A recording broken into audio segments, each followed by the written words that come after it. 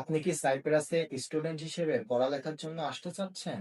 অথবা আপনি সাইপ্রাসে বসবাস করছেন কিন্তু কাজ নিয়ে কনফিউশনে আছেন? তাহলে আজকের এই ভিডিওটি আপনার জন্য।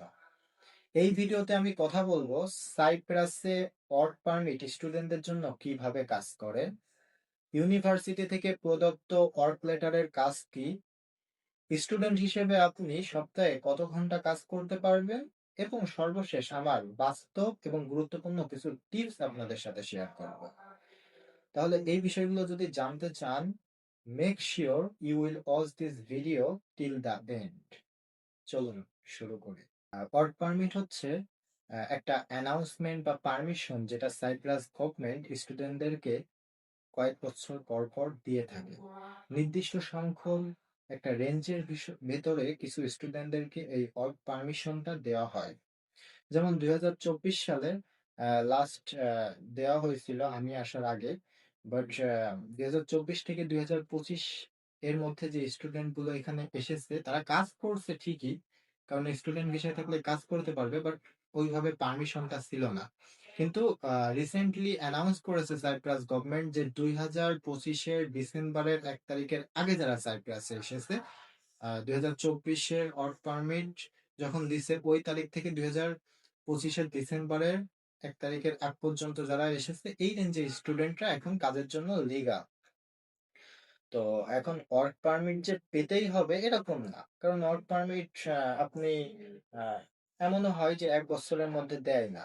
তো তাই বলে কাজ করতে পারবেন না এমন না। ইউরোপের প্রতিটা কান্ট্রির মতো আপনি যদি স্টুডেন্ট ভিসা পান, সেক্ষেত্রে আপনি সপ্তাহে একটা নির্দিষ্ট টাইম কাজ করতে পারবেন, তবে অবশ্যই আপনাকে ইমিগ্রেশন ফেস করতে হবে। ইমিগ্রেশনের পর যখন আপনি রেসিডেন্ট পারমিট পেয়ে যাবেন অথবা রেসিডেন্ট পারমিট পাবেন, তার একটা ইনিশিয়াল ডকুমেন্টস ইওলো স্লিপ আপনার কাছে থাকবে।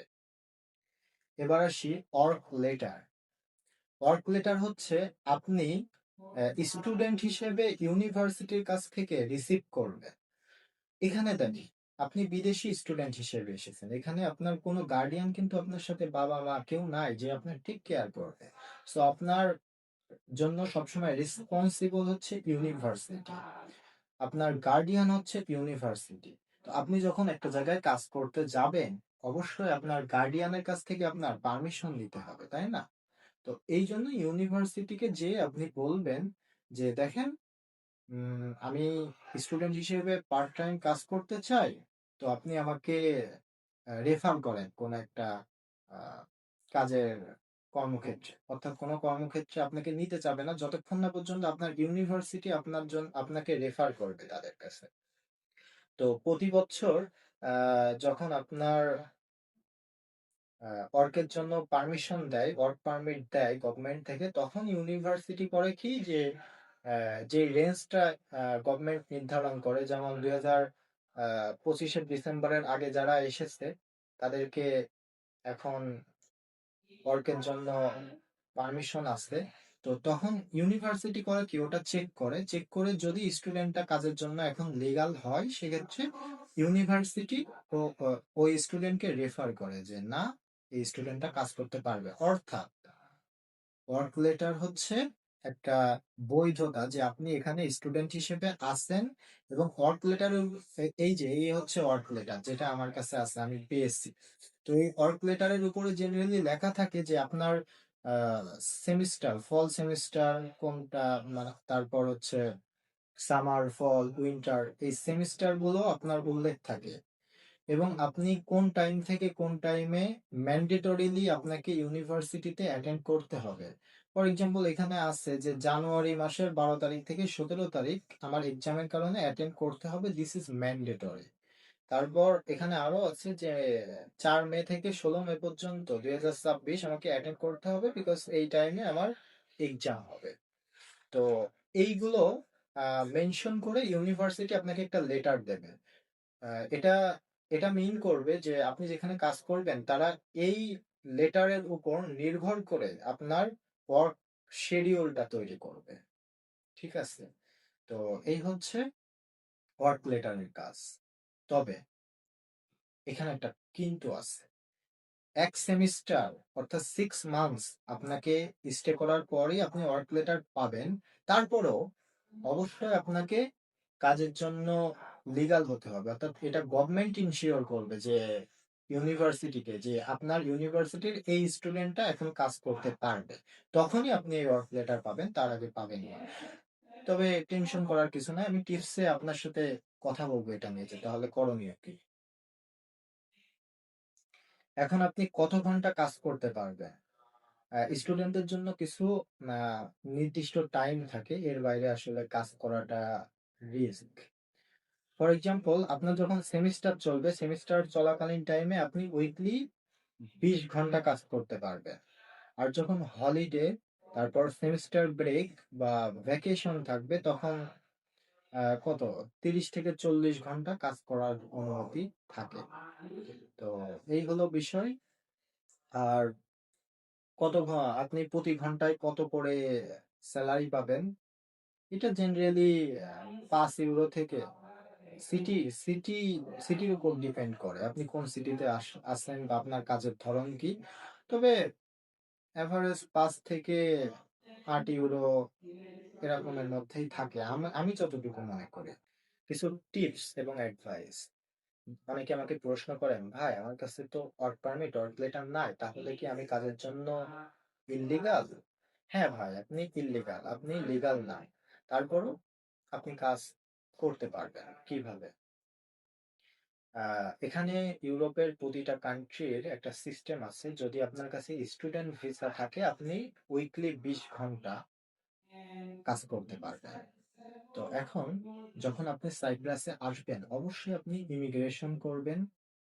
করার পর ইমিগ্রেশন অফিস আপনাকে অ্যাপ্রুভ করবে এবং অ্যাকসেপ্টেন্স দিবে যে না, ইনিশিয়া ইয়েলো স্লিপ বা আপনার কাছে এআরসি লেটারটা দিবে।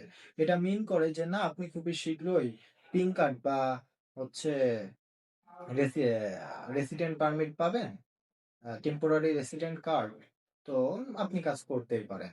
এক্ষেত্রে পুলিশ আপনাকে যদি ধরেও আপনার তেমন সমস্যা করবে না। ফর এক্সাম্পল দেখেন, আমার কাছে এখন এই যে ওয়ার্ক লেটার আছে, আমার কাছে ওয়ার্ক পারমিট আছে, আমার কাছে পিঙ্ক কার্ড আছে, সবই আছে, আমি কাজের জন্য ফুল লিগাল। কিন্তু একটা টাইম যখন আমি সাইপ্রাসে এসেছি, আমার কাছে কিন্তু এই জিনিসগুলো ছিল না, তারপরও আমি কাজ করতাম। কেন করতাম? কারণ আমি আমার কথাই বলি, আমার প্রতি মাসে মিনিমাম খরচ হচ্ছে 45,000, আর সর্বোচ্চ যদি যায় 60,000-এর মধ্যে থাকে, 45 থেকে 60-এর মধ্যে আমার খরচটা থাকে। 45-এর কম কখনোই না। তো আমি বাংলাদেশ থেকে কি প্রতি মাসে টাকা নিয়ে এসে চলা সম্ভব? সেখানে তো টাকার গাছ নাই। তো আরেকটা বিষয় হলো, ইউরোপে যদি ইউরোপে সাইপ্রাসে একটু লিভিং কস্ট বেশি।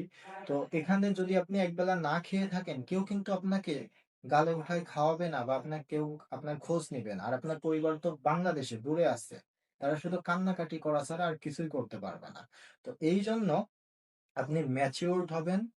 আপনার বোঝা উচিত যে আপনি কিভাবে আপনি কেয়ারফুলি কাজ করতে পারবেন। যখন আপনার এন্ট্রি পারমিট বা ওয়ার্ক লেটার থাকবে না, তখন আপনার কাজ করতে হবে, বাট একটু কেয়ারফুলি। অনেকে করে কি, এসে ইমিগ্রেশন করার আগেই কাজ শুরু করে। ভাই, আপনার ধরলে তো পুলিশ ডিপোর্ট করে দেবে নিজের কান্ট্রিতে, এটা করার দরকার নেই। একটু সবর করবেন। ইমিগ্রেশনটা হয়ে যাওয়ার পর তারপর আপনি আস্তে ধীরে কাজ শুরু করবেন। আর আরেকটা কথা আমি বলি স্টুডেন্টদের, এখানে আপনি পড়ালেখার জন্য এসেছেন। এখানে অনেকে মাতব্বর আছেন যারা করে কি, আহ, আপনি আপনার পজিশন অনুযায়ী সিদ্ধান্ত নেবেন, কিন্তু প্রথমে ধরেন এসেই উইকলি 20 ঘন্টারও বেশি ইউনিভার্সিটিতে যাবেন না, অ্যাটেন্ডেন্স থাকবে না, 20 ঘন্টার বেশি কাজ শুরু করে দেবেন। আপনার স্টুডেন্টশিপই তো একটা টাইমে থাকবে না, কারণ আপনি ইউনিভার্সিটির সঙ্গে সুন্দরভাবে ইন্টারেক্ট করতে পারছেন না। তো আপনার স্টুডেন্টশিপ যখন থাকবে না, আপনি সাইপ্রাসে কিভাবে থাকবেন, আপনি কাজ কিভাবে করবেন? সো অবশ্যই বেশি তাড়াহুড়ো করা যাবে না, একটা নির্দিষ্ট নিয়মের মধ্যে দিয়ে আপনি কাজ করবেন, ইনশাল্লাহ কোনো সমস্যা হবে না। সবার জন্য শুভকামনা রইল। আজকের ভিডিওটি এই পর্যন্ত। পরবর্তী ভিডিও কি ধরনের হলে ভালো হয়, আপনারা আমাকে কমেন্ট বক্সে জানাবেন। ভিডিওটি দেখার জন্য সবাইকে ধন্যবাদ। এরকম ইউরোপে পড়াশুনো, ট্রাভেলিং তারপর বিভিন্ন সাজেশন, এডুকেশন টাইপের ভিডিও দেখার জন্য অবশ্যই আমার ইউটিউব চ্যানেলে সাবস্ক্রাইব করে সাথেই থাকবেন। আসসালামু আলাইকুম।